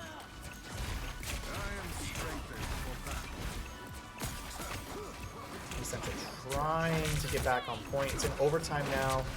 SMU has the numbers. We end up killing one of their supports, their Cloak and Dagger. Spider-Man ends up killing our... Oh, that was the first point. First point goes to SNU. So we got Tigers got 1, SNU has 1. So this be the winner of this game. Now SNU is up 2-1 in the series. So if SNU wins this round, they will win the whole thing, and the Tigers will be sent home. So let's not do that. We're gonna say ECU is gonna win this. Okay, this is kind of what I'm. Well, what I was... So, they have a Spider-Man. Spider-Man's doing very well. What do you do to counter Spider-Man? You have to go somebody who's really good at killing dive characters, doing damage, consistent damage, and able to track them. Now, if you're really good at aiming, not a problem. Most people, though, struggle tracking a Spider-Man. They're just way too fast. One of the counters to it is Scarlet Witch. Scarlet Witch has... her attack is, as long as you're in a certain area, you're going to get hit. Same with Cloak and Dagger. Cloak and Dagger also has the same in their dagger form. It's kind of an area, and then the second is when they're in their other form, when they're in their cloak form. Their projectile still does home a little bit. Essential's opting for the portal, so we're trying to portal right behind the opponent. We also have a Doctor Strange ult queued up, so we're going to try to use that. We do. Huge Doctor Strange ult. Does end up killing 3 of the SMU team, We're still sticking with it, though, still putting a lot of pressure on them. End up killing their second support. East Central will win that first team fight, come out, and then immediately take the point. Talk about a statement play of like, all right, we're locking it in, we're getting to it. A lot of resources were used there. The most important being, though, we didn't lose any lives. So a lot of times you see a flank like that with the Doctor Strange, and then people just die because it's kind of it's kind of chaotic. So the enemy team is doing the same. They're trying to come back with the portal right onto the point, though. They did right in the middle, you see. Rather than trying to flank like what we did, they went right to the middle of it, which, you know, pros and cons of all of that. But so we'll see how it transpires for SNU. East Central is popping ults here, trying to stay with it. We have a huge ult by Koinachi. 3 killed by the Scarlet Witch ult. He falls, but the damage was done. That was already a ton of damage there. And so East Central still's on the point. They're doing a really good job of killing their supports. That's one of the keys to victory, is going to be taking their supports out of the equation. Because as you can see, without any supports, what are they to do except fall back? And as we can see, East Central and Vaughn on Hulk is just able to run down whoever he feels like. As you see, Hulk just kind of hang out here on the wall. Huge plays. Huge plays. Rev's got his ult on Doctor Strange, so we should be looking for that. We also have the Hulk ult. Hulk is going to be looking specifically to see if he can capture out one of the supports. As you can see, immediately he sees a support, dives in, and starts punching him. It's one of those situations just like this. Sees a support, dives in, and starts punching him. And he can kind of see where that cloak is going, so he wants to stay with it, wants to try to kill that cloak and dagger, does not. He ends up ulting here to just do a ton of damage. Ends up using that prisons the cloak and dagger to stun her, keep her in place so that she's lined up for a perfect punch to end up killing. And East Central, 99%. What a dominant performance. I mean, talk about no contest on this second. East Central has the point the whole time. We've died like maybe once. So let's go indeed. Holy Toledo. East Central coming out and just proving we got it. We got to lock it in a little bit. But ECU, man, talk about it. Great performance that third round.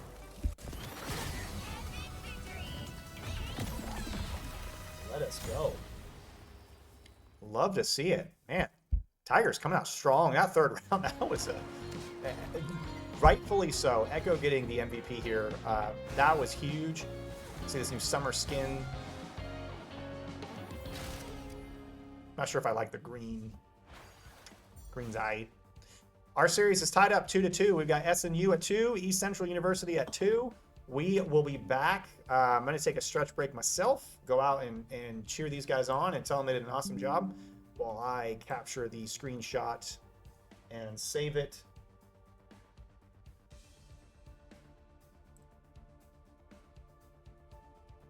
That was awesome. Great round. It's match 4. Yeah, hey, and kudos to the SNU team. I mean, they're giving it too. Like they're doing really well, to be honest. Both these teams are great. This and that's the cool thing, right? This is the Great American Conference, so this is our regional schools. So I talk a lot about, you know, the different conferences the different leagues that we're in. This is the Great American Conference, which this is the traditional sports conference that the rest of us, like I'm part of it. The traditional sports all compete in what's called the Great American Conference, which is what you see, their website's what you see on the screen now, which consists of several schools. Most of the, one of the benefits to esports is that we are online, so we compete against colleges across the country. However, we're the second regional conference in the United States to do esports as part of our conference. And so the Great American Conference is the second in the nation to do esports as part of its conference. And so we are now competing. Not only do we compete nationally, but we also compete in the same circuit of schools that our traditional sports do. So when our football team is playing Southeastern, we are also playing Southeastern. And so Southern Nazarene University is one of the Great American Conference schools. That's who we are currently fighting tonight. And so it's kind of nice to, one, have a group of schools that, you know, they've become our friends. And I will say that's probably one big difference with the traditional sports world versus esports is we have formed some pretty strong connections with the schools that also support esports within our conference. And it's not because we have to, it's also because we get to. And a lot of esports organizations out there in the US, they lack a community of schools in their area, within their region, to not only just compete in, but also to help each other. Because there's so many times that I run into an issue within esports that I'm like, I don't know what to do. And I thankfully have a group of peers who I can then go to and ask questions. And some of them are directors like me, and that's their full-time job is to do esports. Some of them it's, you know, they're not a full-time program yet. They're operated by students, or, you know, sometimes they're a part-time person running the programs. Some of them, they're a professor that also does it. So we have a wide variety of, you know, lenses that esports encompasses within the Great American Conference. So it's kind of neat to be able to work with that, but then also have a group of people to talk to.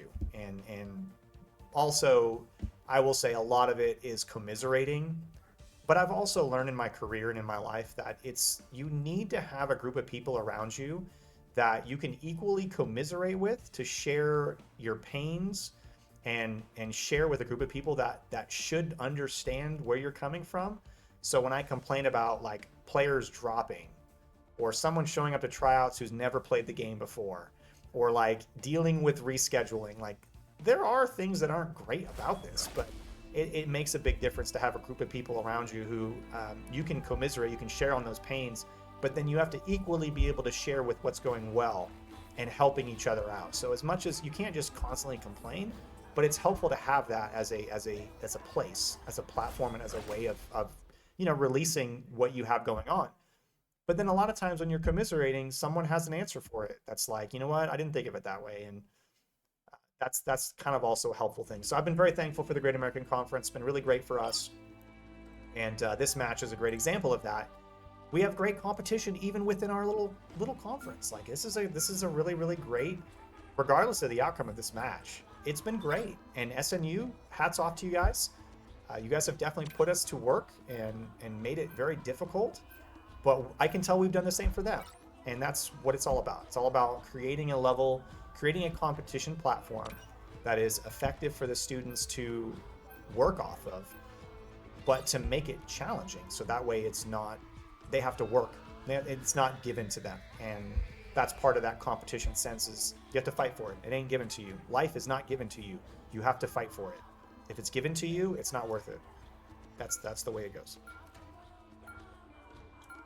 Man, y'all, I hope y'all are enjoying this sage commentary tonight. I mean, I'm giving you all kinds of random advice and tips and life things, and hope y'all enjoying it. W's in the chat if you're enjoying it. If not, give me the L. I don't know.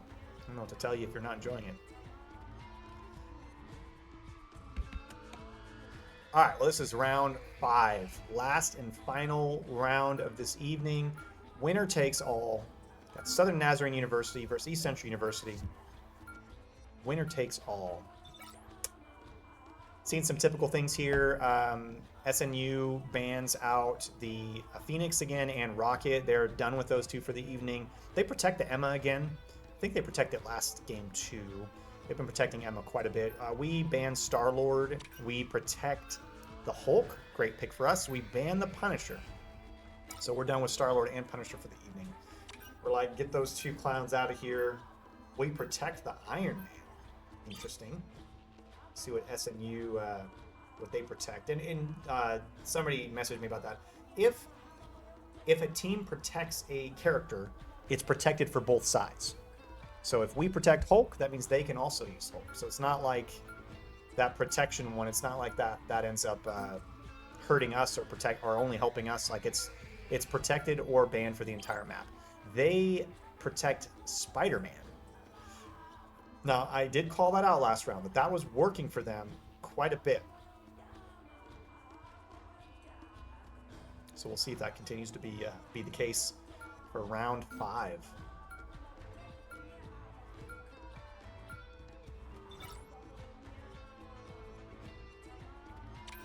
Hela gets banned. Magneto gets banned. Okay. All right. Interesting. The right heroes could make all the difference. You got Doctor Strange.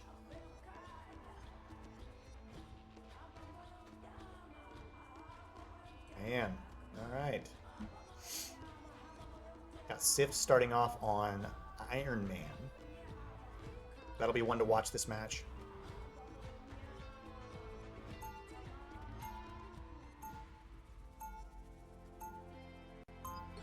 I got no W's in chat, so I guess my Sage commentary has been terrible today. Well, sorry, not sorry. Definitely have the Hulk again. This has been working for East Central this whole night. As soon as they tagged in Vaughn, I mean, it's been that has been a huge change in the game. Is getting Vaughn in there, letting him do some work on Hulk. East Central's on defense first, so this is one we have to get the point. They have to then push the cart, so there's 3 points, one for capturing the point, and there's 2 junctures they have to get to finish the match. But yeah, ECU will be on defense first, and then 4, 3, offense after that. 2, 1. Vaughn is here. He is there. He's like, I want to fight right at the beginning. I think he was more looking for the portal by Doctor Strange, which they do not elect to do. Ooh, you see, Hulk trying to jump up there and grab the Iron Man.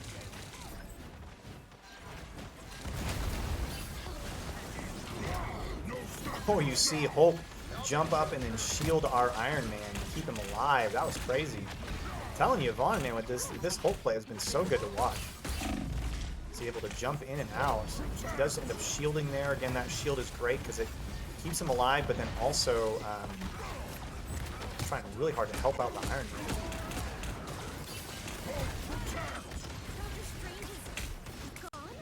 Now, Rev does fall, or Doctor Strange does fall, which kind of puts us at a little bit of a back foot. Now, we do also have Hulk going down, so we should see... Oh, he does get grabbed by the Winter Soldier and killed. So that definitely happened pretty fast. Sif is still alive. Let's see, he's kind of behind here. Let's see if he can do enough damage to make it worth it. But he's behind here, just kind of trying to see if he can get a kill. Does not end up killing the Cloak and Dagger, so he ends up falling down. So SNU should take the point. We should try to regroup.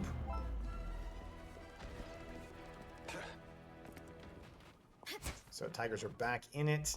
A couple of the Tigers, the spawn points change a little bit. Yanashi got on Black Panther, which I've seen him play quite a bit. You see it get banned a lot with him because he doesn't play a lot of Black Panther. Definitely one of his preferred characters.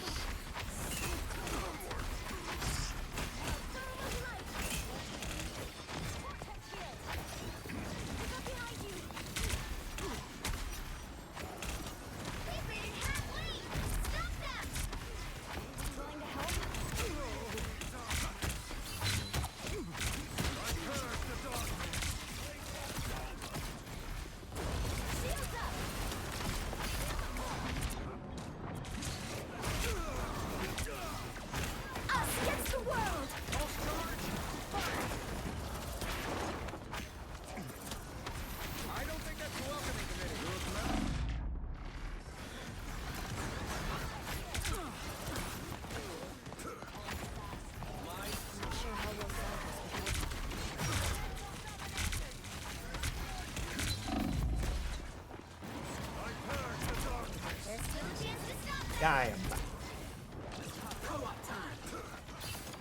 ECU's still fighting, trying to get something to happen here. Sif does end up killing their Iron Man. It looks like we've just been kind of battling back and forth here. We're not. SNU's kind of pushing forward the point, but it's stuck here for a little bit. I'm fine with this. Is a fine place to be stuck. Good wall there to bury ourselves and to kind of poke around, do some damage. We end up killing a few of SNU's team. That's why they're kind of falling back right now.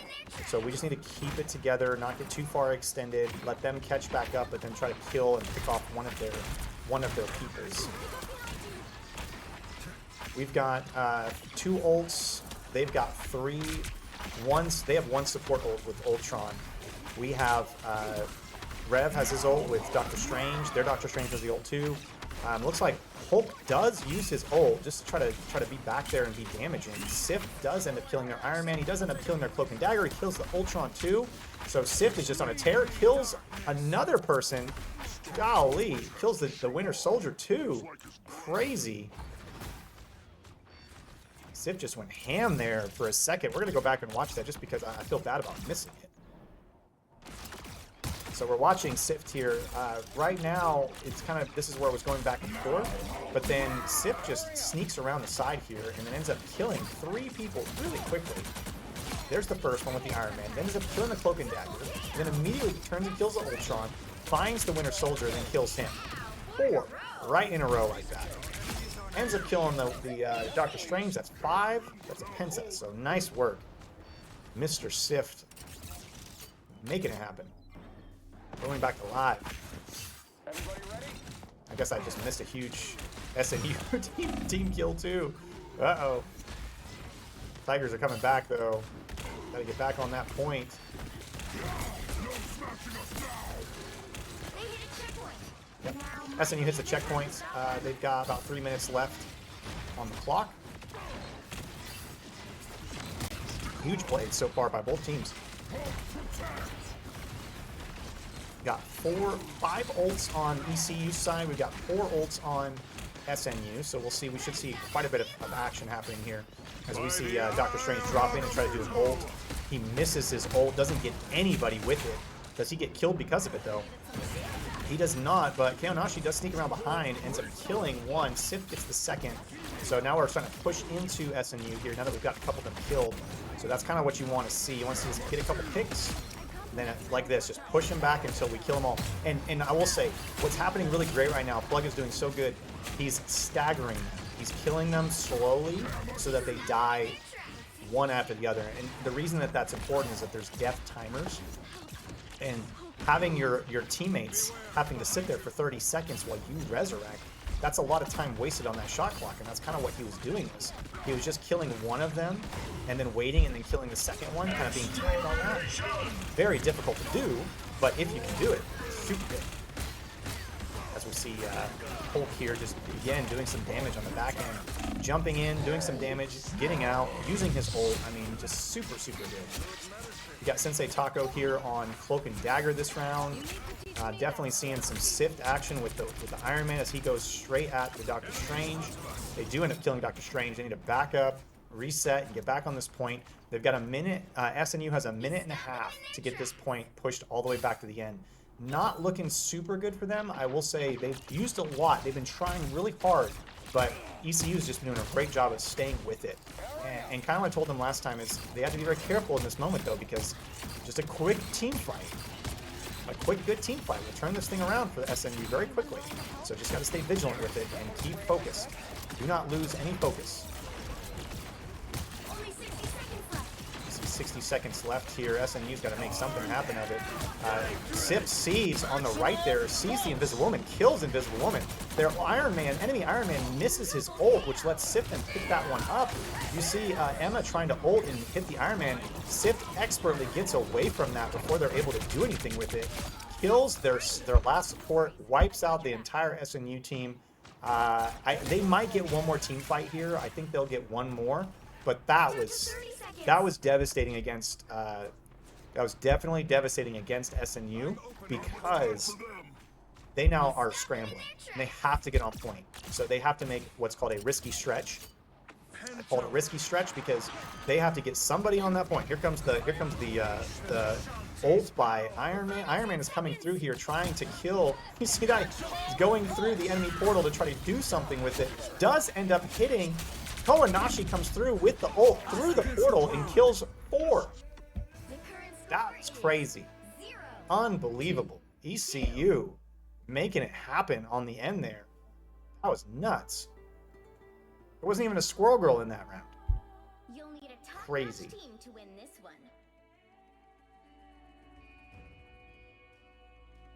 Let's go. All right. ECU, we're still in this. Currently tied 2-2. SNU's got 2 game points. We've got 2 game points. In this situation, this is the last round. So E Central will be on offense here.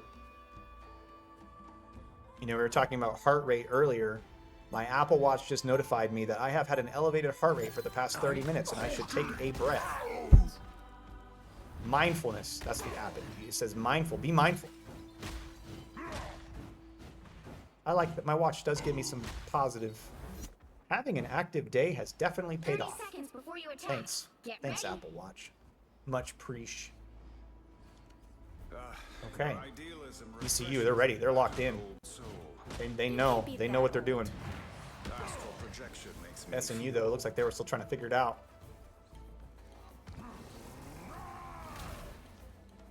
So, expectations. I'm expecting Rev to come out and do a portal. Battle starts in 5, 4, I've really liked Rev's portal placement. He has been doing really good with it. There's a couple of different all you need to do is capture the mission styles, I area. guess. Got it?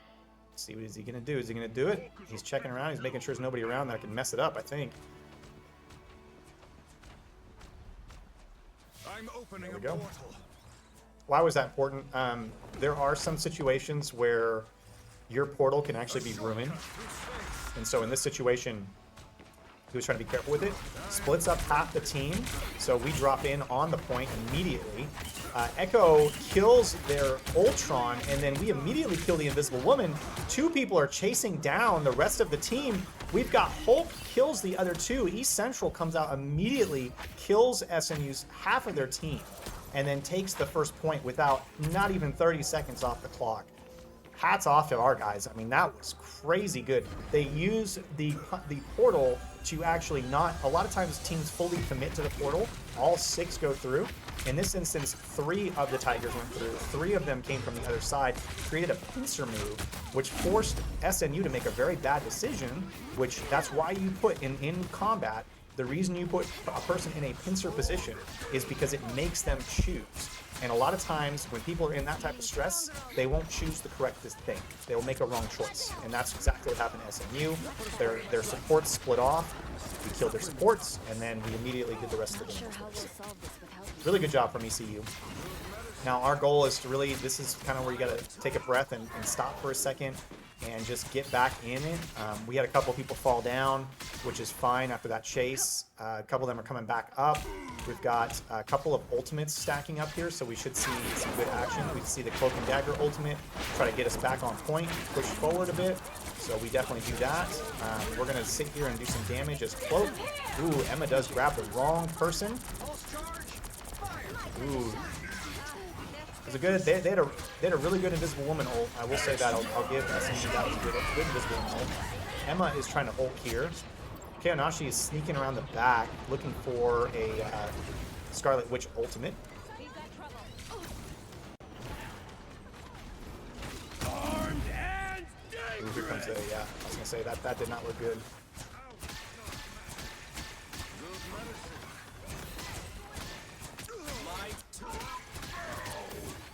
You know, and one of the things I'll definitely give ECU right now is our healers have been doing so good. I mean, both Will, Sensei Taco, and Alex Echo have been doing so good on support tonight. So definitely been one of the stories of the evening has been those 2 guys in the back line just keeping everybody afloat. Been huge with that. As we see Konashi get a pick on the Winter Soldier. And that should spell well for us, because usually once we have one of those damage components out of the game, we're able just to quickly wrap up the rest of that. And that's kind of the story happening right now, as we see the Hulk kill 2 people in a row, Sif take out the last one. Again, another team wipe by East Central. That's what the story of this game has been. It's been just tons of team wipes, lots of damage. East Central should push this point all the way up to spot number 2 without much contest.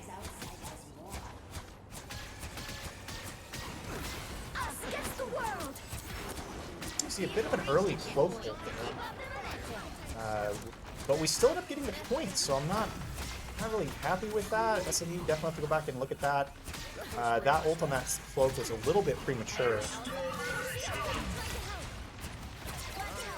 Oh, huge by ECU. Huge right here. This is crazy. This is the choke point too. This is where SMU got stuck. So the fact that we're pushing, we've got to get to this little barrier right here to finish the game off to get a victory. We end up getting a team wipe right at the end. ECU's uncontested, pushing the point in, and that game goes to East Central. Let's go Tigers. 2-2. Barely finished that, if you guys look. But that final game 5, kudos to these guys. That game 5 was out of control. Great adjustments by ECU. I'm calling in the captain. Yeah, I'm calling in the captain here. He's doing our post-game interview. That was crazy. Sift with the MVP. Honestly, I think it was his first and only MVP of the evening. but very well deserved. That was a great performance by Iron Man, great performance by the Tigers. We end up taking that round. That means that our Tigers are still undefeated in the Great American Conference tonight. So we are up 3-0 for the season. We've got the man, the myth coming in, Echo, aka Alex G, aka Captain. I'm gonna move this thing right over to you. Man, No, congrats! Thank you. Great job, great job. You guys are undefeated. Yeah. Still, you're undefeated in the GAC and also NECC. So that's what, 5 games up. Yep. Dang, how's it feel? It's rough. I think that was the toughest opponent yet. I think so. They did really They're well. really good. Yeah. We got lucky with our bands this round, I don't think lucky was the right. or they messed up too. I think they were trauma banning. You know, they were Yeah. they were seeing things you guys were doing well. Rocket was a good example of that. They did not want to see the Rocket. They banned Phoenix and then banned Rocket. I don't know why they went with that. Yeah. They were just scared of my DPS Carter. I'm telling you. So it was really, really good. You guys played really well, and that second game, third game was a little rough. Oh, yeah, we were staggering way too bad, especially me. On our second fight, second game, I staggered real bad with Luna. Yeah, I know. Well, in that last round, they whiffed several ults. So, you know, kind of the way it goes. But Yeah. you guys did really great. You guys fought the entire time. Saw some really, really good plays, really good action. I saw a lot of like in-game adjustments that you guys were doing. So those are good things. You guys are doing great. Thank you. Yeah. How's your semester going? Tell them how's your classes going? Classes are going hard. It's a rough ride right now. Yeah, good. Well, midterms for us are this week. So midterms are this week. We've got a lot. We've got a short week. We've got fall break. But yeah, I think that was your guys' toughest opponent. Yeah. So reach out to them, thank them, tell their captain they did a great job. I'll do the same thing. Yvonne's calling you out. Oh my gosh. Yeah. What's up, Yvonne? There you go. Good job. But Thank GG's. GG's. Hey, guys. Thank you guys for hanging out tonight. Another great win for the Tigers. We'll continue to be undefeated. And we will be back tomorrow evening. We've got a lot of games tomorrow night starting at 7:30. So we'll be back here on air. We've got some Super Smash Brothers. We've got more Marvel Rivals to do. And we'll see you all then. So you guys have a fantastic evening. Thank you again for tuning in. My name has been Cody. And appreciate you guys hanging out with us. We will see you later. Bye.